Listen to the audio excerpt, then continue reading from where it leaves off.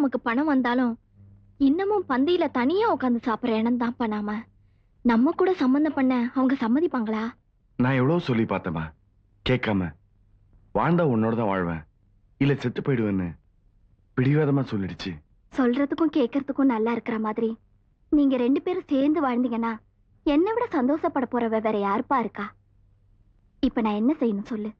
அது ஒண்ணும் இல்லம்மா, எதுக்கு நம்ம முறையா போய் காவிரிய பொண்ணு கேட்டா நல்லா இருக்கும். ஆட இம்புட்டு தூரம் நடந்த பிறகு இதுல யோசிக்கிறதுக்கு என்னமா இருக்கு? நம்ம முத்துவுக்கு அந்த பொண்ணுதான் வரணும்னு ஆண்டவன் எழுதி வச்சிருந்தா அதை மாத்துறதுக்கு யாரால முடியும்? இந்த பாரதாயி இன்னைக்கே நாள் நல்லா இருக்கு, முத்துவை கூட்டிக்கிட்டு போய் பேசி முடிச்சிட்டு வந்துரு. சரிங்க. பொண்ணு கேட்டு போன இடத்துல என்னை கட்டி போட்டு அடிச்சிருந்தா கூட நான் பொறுத்து இருந்திருப்பேன். அப்பம் பேர் தெரியாதவன் கேட்டுட்டா அதத்தான் என்னால பொறுத்துக்க முடியல. இப்ப சொல்லுமா, என் அப்ப யாரு? ஏமா மறைக்கிற? சொல்லுமா. முழுசு நினைஞ்ச பிறகு புக்காடு எதுக்கு? என்ன நடந்துச்சுன்னு சொல்லு தாயே. சொல்லுமாண்ணா.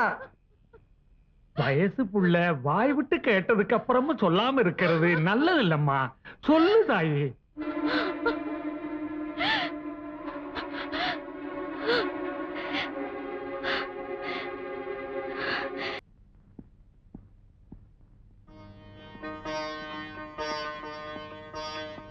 வாங்க.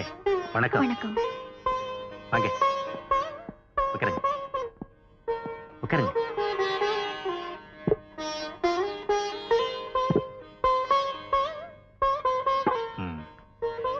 என் பொண்ணு எல்லாத்தையும் சொன்ன. திறமைசாலியான ஒருத்தருக்கு என் பொண்ணு கொடுக்கறது நினைச்சு நான் பெருமைப்படுறேன். பெரிய இடம், சாதி சனமெல்லாம் ஒத்துக்குவாங்களான்னு கேட்டேன். எல்லாம் நாங்க பேசி முடிவு பண்ணிட்டோம், நீ பேசாம வான்னுட்டான். ஜாதி சமையெல்லாம் நான் பாக்குறது இல்லைங்க, எல்லாம் ஒரு ஜாதி தான். என் பொண்ணுக்கு உங்க பையனை பிடிச்சு போச்சு, கட்டிக்கிட்டா அவரை தான் கட்டிவேன்னு முடிவா சொல்லிட்டா. 2 மனசு ஒத்து போன பிறகு அதை மாத்த முடியுங்களா? அதனாலதான் கட்டி கொடுக்கலாம் நானும் முடிவு பண்ணிட்டேன்.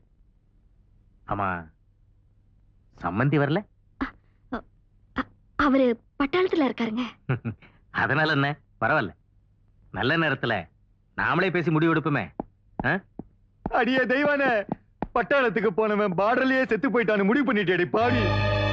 கண்ணே முத்துவேலு, நான் பெத்த மவனே, உனக்கு கல்யாணம்னு ஒரு கருதாசு போட்டிருந்தா காஷ்மீர்ல இருந்தா கூட காக்கா மாதிரி பறந்து வந்திருப்பேனேடா. என்ன கேட்காம கல்யாணத்துக்கு ஒத்துக்கிட்டியடா. டேய், உங்க அப்பன்டா, உன் கல்யாணத்தை பாக்குற பாக்கியம் கூட எனக்கு இல்லையாடா.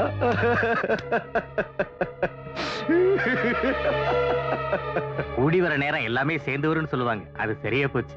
நீங்க வந்த நேரம் ரொம்ப நல்ல நேரம். அதான் உங்க புருஷன் நேர்ல வந்துட்டாரு.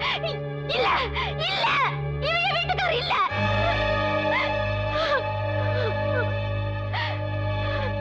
நீங்க தானே உங்க வீட்டுக்காரர் பட்டாளத்துல இருக்கான்னு சொன்னீங்க.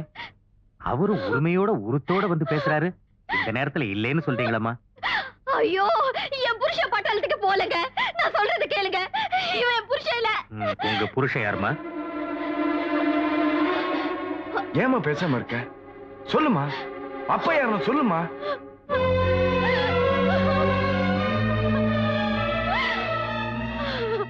அடி பாவி, தொட்டு தாலி கட்டின புருஷன் குத்துக்கல்லாட்ட உட்காந்துருக்க, என்னையே புருஷன் இல்லைன்னு சொல்லிடு. நீ நல்லா இருப்பியா பாவி? முத்துவேலை, நீ அது கொஞ்சம் சொல்றா. இவன் மூஞ்சில எச்சிக்காரி துப்புற மாதிரி ஏன் அப்ப யாருன்னு சொல்லுமா. சொல்லுமா. என்ன மன்னிச்சிருப்பா, அவர் யாருன்னு என்னால சொல்ல முடியாது. சாபாஷ், இவனை எவனுக்கு பெத்தேனே உனக்கு சொல்ல தெரியல. அப்படிப்பட்ட கேவலமான குடும்பத்துல பிறந்த ஒருத்தனுக்கு என்கிட்ட சம்பந்தம் பேச வந்திருக்கியா? அது இந்த ஜென்மத்தில் நடக்காது. ஓடி வெளியே. என்ன சொன்ன? விடுமா அவள.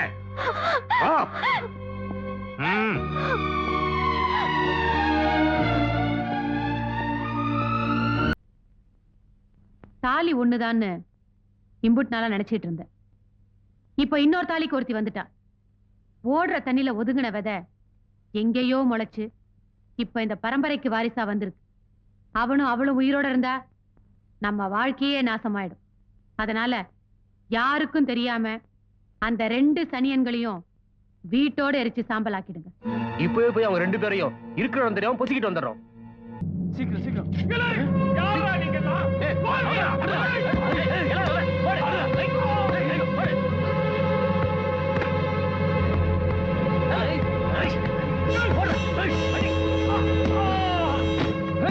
ஐயா ஐயா கதவை யார் பூட்டுனது?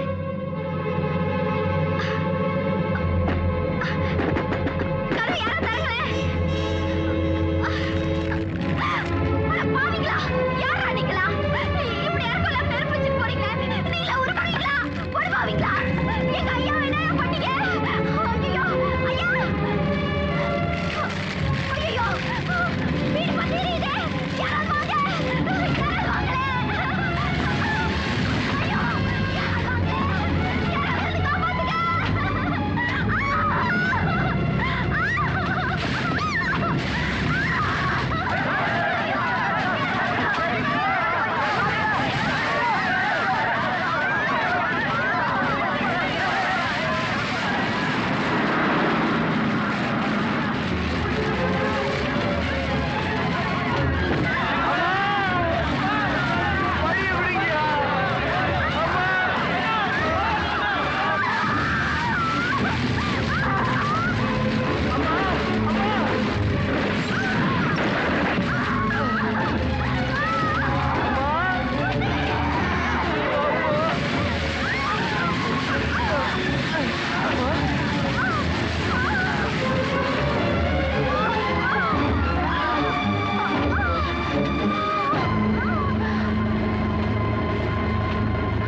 முத்துவேலு, அம்மாவை சீக்கிரம் ஆஸ்பத்திரிக்கு கொண்டு போப்பா.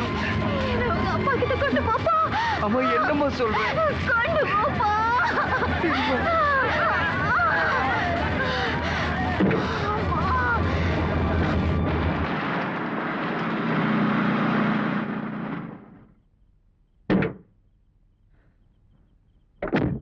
ஜெய் ரத்த சபாபதி.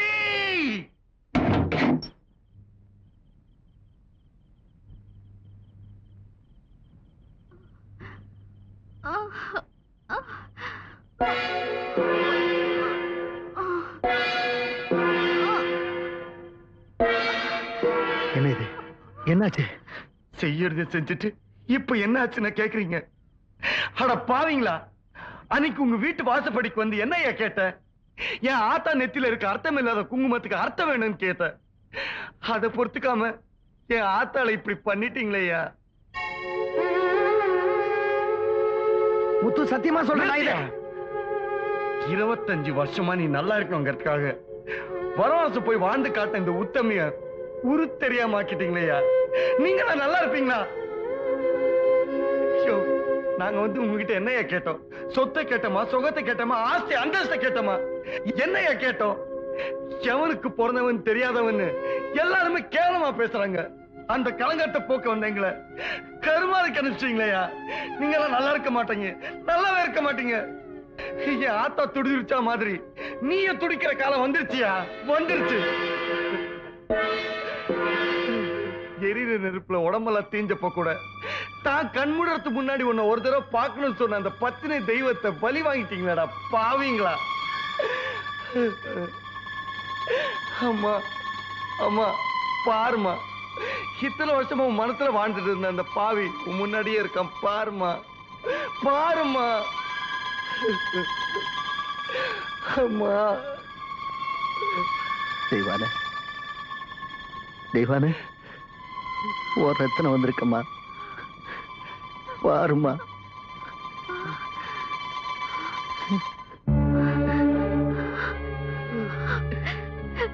நல்லா இருக்கீங்களா? காலம் பூரா என் கூட உன்னை வச்சு காப்பாத்தணும்னு நினைச்சேன். நீ ஊரை விட்டு போயிட்ட.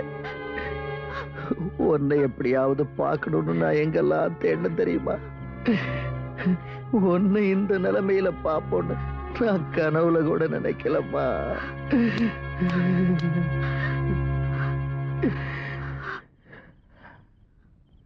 எல்லாரும் நல்லா கேட்டுங்க. தெய்வானைய மனைவி, அவ வயித்துல பிறந்த முத்து என் வாரிசு.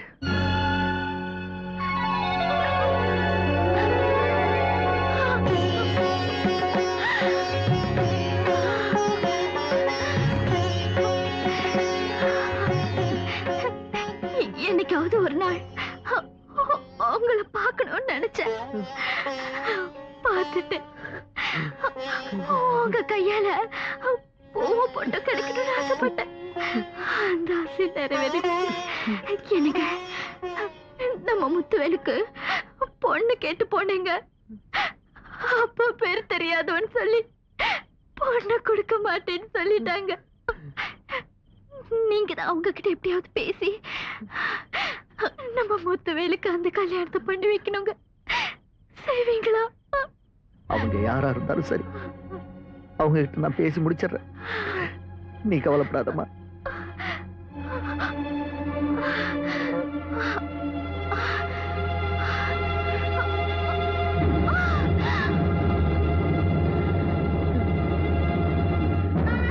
அம்மா